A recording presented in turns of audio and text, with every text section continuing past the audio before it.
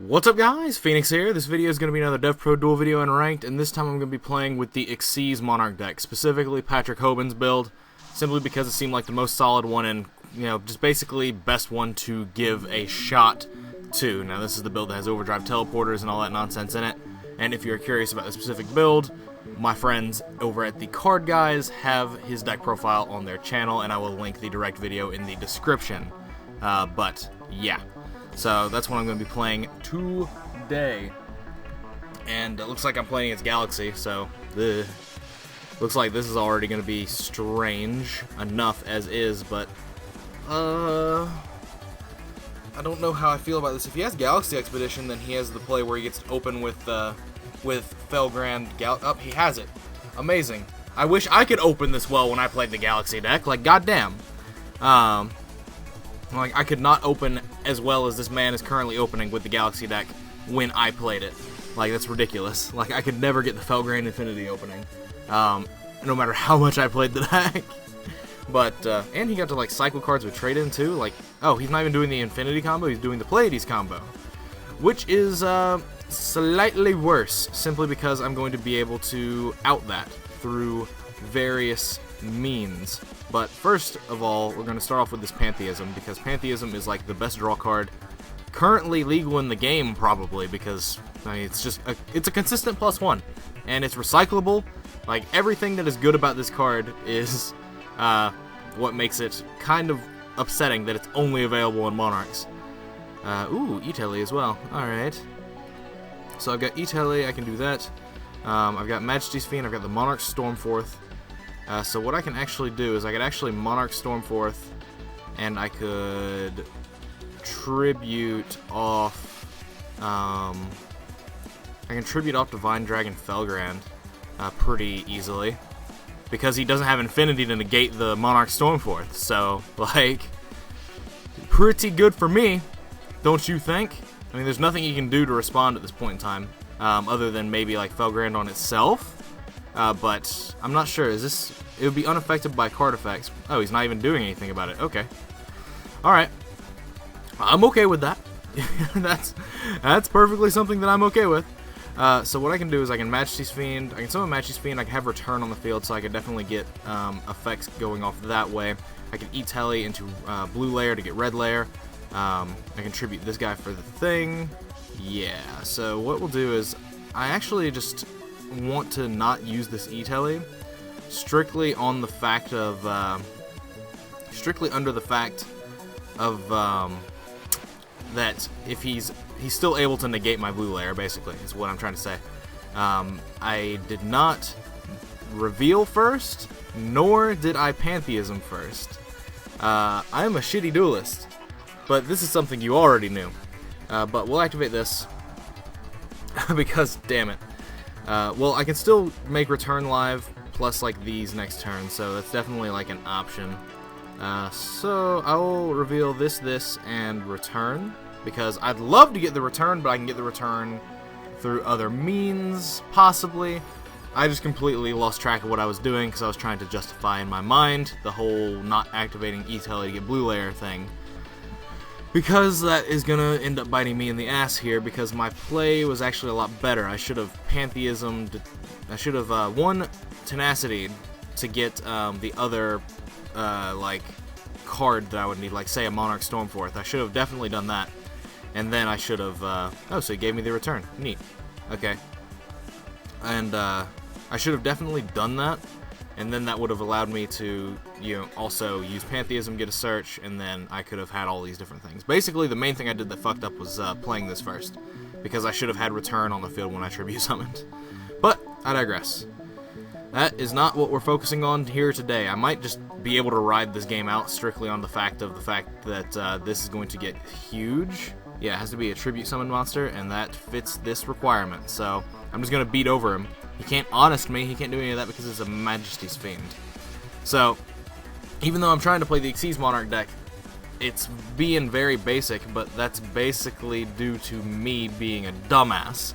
It's not a fault of the deck itself. I feel like this deck is actually very good at being very skill-oriented in interaction, because it's not trying to floodgate you out. This is like literally the only floodgate-ish card in the deck, Majesty's Fiend, because this doesn't turn itself on with your extra deck, because your extra deck is here, and so that means you don't fit the requirements for Domain or Dominion. And so ultimately what you end up with is you end up with a lot of actual good interactions. And I can actually just Ghost Ogre and make like an 8 here just to push more damage in, but I don't think that's going to be necessary, especially since like that turns off the Overdrive Teleporter play. So I think I'm literally just going to, yeah, I'm just going to keep poking with Majesty's Fiend. There's nothing else I have to do at this point because his deck is inherently weaker than mine. So, like, the fact that I outed his board that he, one, took a minus to make, and I was able to out it through, like, Majesty's as well. Like, that's just actually very, very good for me that I was able to out it with Majesty's Fiend, of all things. But yeah, so I'll set one of these. Might as well, right? It's just kind of clogging in my hand doing nothing. I mean, my targets are Blue Lair and Ghost Ogre, so might as well. But, yeah, like, the fact that Domain is in here is really good. Domain is literally in here for its cost down effect and its boost effect, because those are both very relevant, even if you're not playing with an extra deck. Like, that's something that people don't actually seem to understand, is that it is still relevant. But I'm going to go ahead and activate this here. I'm just going to summon it so that it's on the board, and I can just start pushing more damage through. So I can turn this to attack mode at the start of my turn. So there is that. And my graveyard is empty. That's another return. Jesus. Everything is kind of clumping, but it's kind of okay, simply because I'm in control of this game with a Majesty's Fiend. I could E-Telly into Ghost Ogre and make this into something that's decent, like say, Omega, and that way if the Omega dies, I can then put the Ghost Ogre back in the deck and turn the Overdrive Teleporter back on. So that actually seems like a logical progression of plays to do. So yeah, we'll Ghost Ogre here. We'll get Ghost Ogre and we'll just synchro these up, because that is definitely possible to do. I can't activate Tenacity, can't do any of this because of the fact that I messed up my first play, but I'm just going to ride it out like a man. At least I'm going to try to. I might run into a Mirror Force here. But if that's the case, it's fine, because then that shuffles back my Ghost Ogre, and I get to E-Telly for a thing. Dimension Wanderer. Oh, wow. Okay. That card's not, like, anything that I've ever considered playing before, because it doesn't seem the greatest. Am I not alone in this? I have no idea. But, regardless, we're just going to keep going through the plays that I have. Just literally, if he doesn't have an out to the Majesty's Fiend, then he doesn't have any way to play the game. So, like, I guess we'll just run that. I'm definitely going to be playing at least one more game in Ranked with this deck for a video today, because this deck is really cool when it's actually just doing its regular Exceeds plays into, like, rank 5s, and its Overdrive Teleporter play specifically. Like, this deck has very cool synergistic sequencing about it with all of the cards that it plays, and it's definitely not your conventional Monarch deck or your conventional Exceeds Monarch deck, because it just takes everything up to a different level, and it's really a lot of fun to play when you're not just doing this. Like, this is literally a one-of in the deck. Majesty's Fiend is a one-of, and I drew it, and it was like the perfect card for me to have in the situation that we were in, but I still don't, like, condone it. Galaxy Zero. Okay, so he's going to summon this. Can it not attack? It can't attack or activate its effects. Okay. So the issue now is if he's going to be able to activate, like, Galaxy Expedition and make a rank 8 and out my board. That's going to be the thing. But if he... No. So he's literally just summoning this just to have it. Okay. I can kind of respect that. Sort of. But as it stands, I'm going to just start playing this game in a very... non-conventional way, in that, like, I could just win by having this, but I'd rather not. I'd rather Stormforth, and I'd rather tribute his monster to summon my Aether. And I can't activate Aether's effect, clearly, but, well, I could actually tribute the Majesty's Fiend off, but Majesty's Fiend is what's currently winning me this game, outstandingly so might as well, right? Tachyon Transmigration, negate the effects of something, okay. Wow. That's such a terrible card. And this says you can only activate one, so I can just activate another one. It doesn't say use, it says activate. Get wrecked. Oh my god. These cards have such good wording. These cards have such good wording.